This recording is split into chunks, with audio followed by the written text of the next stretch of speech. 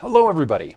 Welcome to another episode of Ask a Paranormal Investigator. Now, I actually don't have anything to talk about this week.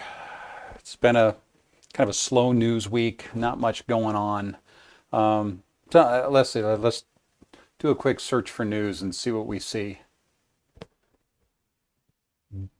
Dead minks infected with a mutated form of COVID-19 rise from the graves after mass culling.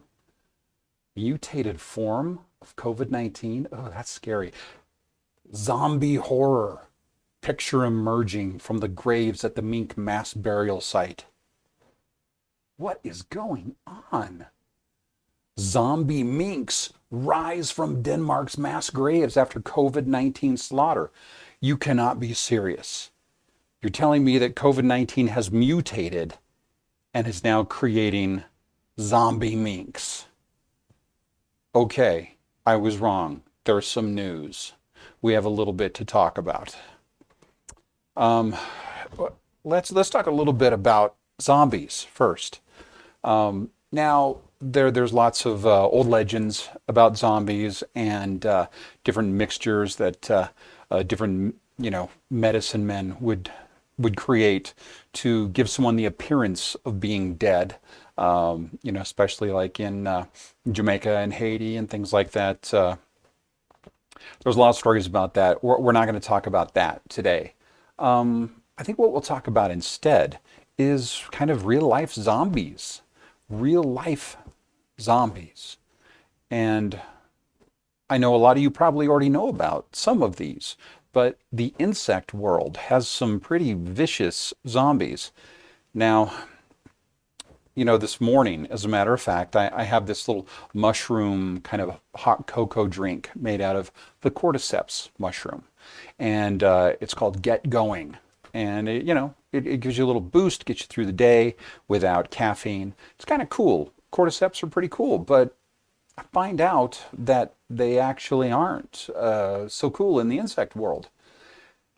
Here we have this horrible fungus that is, cordyceps. It's a member of the cordyceps genus that infects ants. Now, what happens is it infects the ants, and the spores basically feed on the organs of the ant. Saves the vital ones for the last. Once it's had its fill, the parasite forces the ant to climb to the top of a blade of grass. So you now have this zombie ant that is climbing this blade of grass, and it basically spreads these spores around.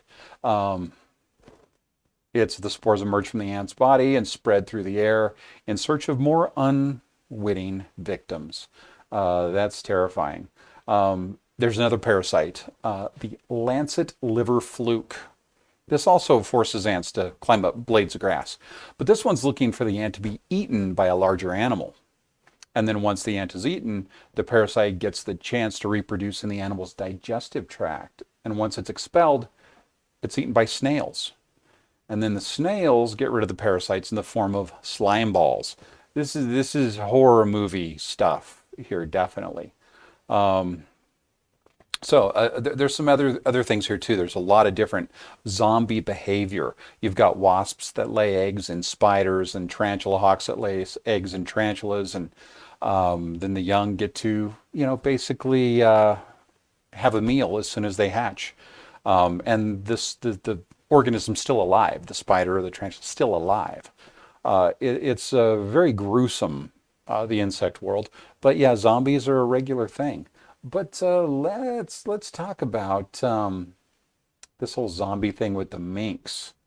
Now, from what I can tell, there weren't actually zombies. These minks may have come to the surface, but they didn't rise from the grave. You see, these grave sites were just makeshift, and they threw a bunch of these minks in. I think it's about time that these mink farms maybe stop existing, because who's wearing mink these days anyway? Kind of passe. But the bottom line is they were all infected with COVID-19 and they were spreading it to humans, so they just culled all these minks, and they just kind of threw them into graves that were 3 feet deep. Now, the problem is there's a lot of gases and stuff like that that happen after death, and there were so many of them, it pushed them to the surface. It's not like they really packed down the ground all that well, and it pushed these minks to the surface, so they came up out of the ground, but they didn't get up and walk around. So don't worry about that. But something like this has happened before. You may have heard me talk about a park here in Denver, Colorado called Cheeseman Park. Now, before Cheeseman Park was a park, it was a cemetery. Back in the late 1800s, early 1900s, it was Denver's premier cemetery. And the problem is before it was a cemetery, it was a cemetery. By that I mean it was an actual Native American burial ground.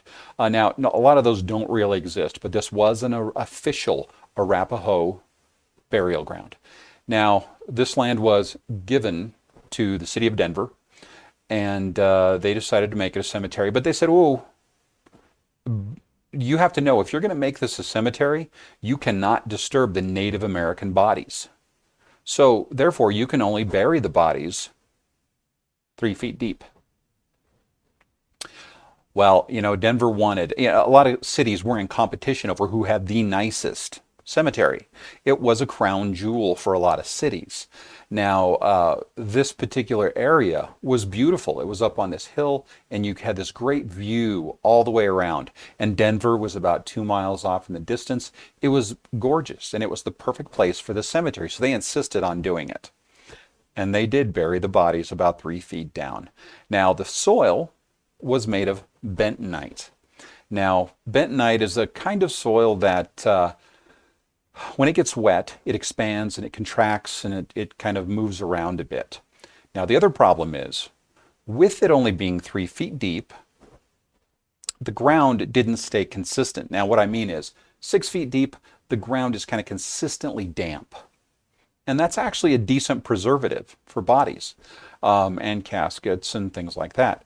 3 feet deep, it dries out, it gets wet, it dries out, it gets wet. The ground became fairly acidic. And this bentonite started eating away at the caskets. It would eat away at the clothes, and it would eat away at the soft tissue of these bodies. Well, that made for a very interesting sort of happening in itself, because in a very short time, you've got these basically nice, clean skeletons with no caskets around them anymore. And you're in this bentonite that's expanding and contracting. Bodies are moving around. On a good thaw, when we had a lot of snow, or nights when we had some really good rain.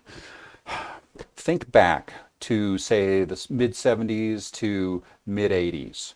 Any horror movie at that time, there would inevitably be a young lady running across a field. She would be in her underwear for some reason, and it would be raining.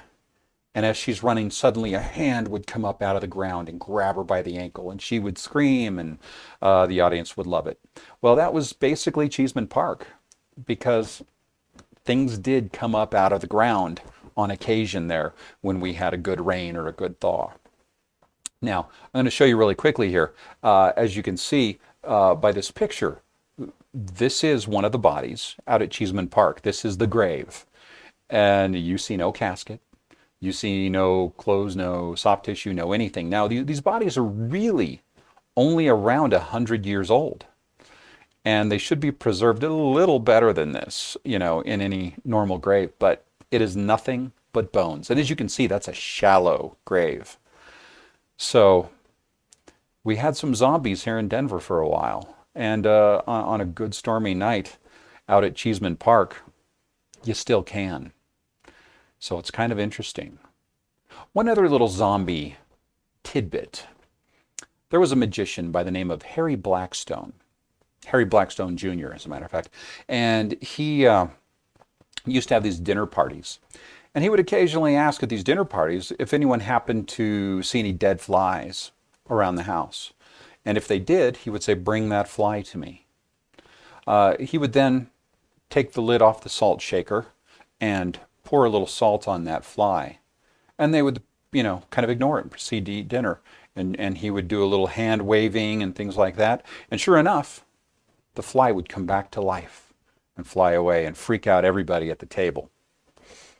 I used to actually do this a lot myself. No magic powers. It's very simple. Flies are really simple organisms, and they breathe through their abdomen, through something called spiracles. And what happens is if you drown a fly, if a fly dries up and dies other ways, he's dead. Just dead. Don't worry about it. But if you drown a fly, the water will clog up these spiracles. And for all intents and purposes, the fly will appear dead. And the fly can be like that for days. And you're sure it's dead. You pour some salt on it, it sucks the moisture out of those spiracles, and suddenly the fly can breathe again. And it will come back to life in anywhere from 5 minutes to 45 minutes. Great party trick. I recommend it. Now, sometimes it can take a while to drown a fly because flies can be stubborn and they don't like to be drowned all that much. But this is a good trick to try. So with that said, I want to reassure everyone, there is no zombie apocalypse yet. Now, granted, 2020 is not over yet, and we don't know what's going to happen. But one thing I definitely want to happen, subscribe, push the like button. It really helps. And tell your friends. Share this video. Come on back and watch it 2-3 times if you like. But let's keep this growing, and send me some questions. And we'll talk to you next time on Ask a Paranormal Investigator.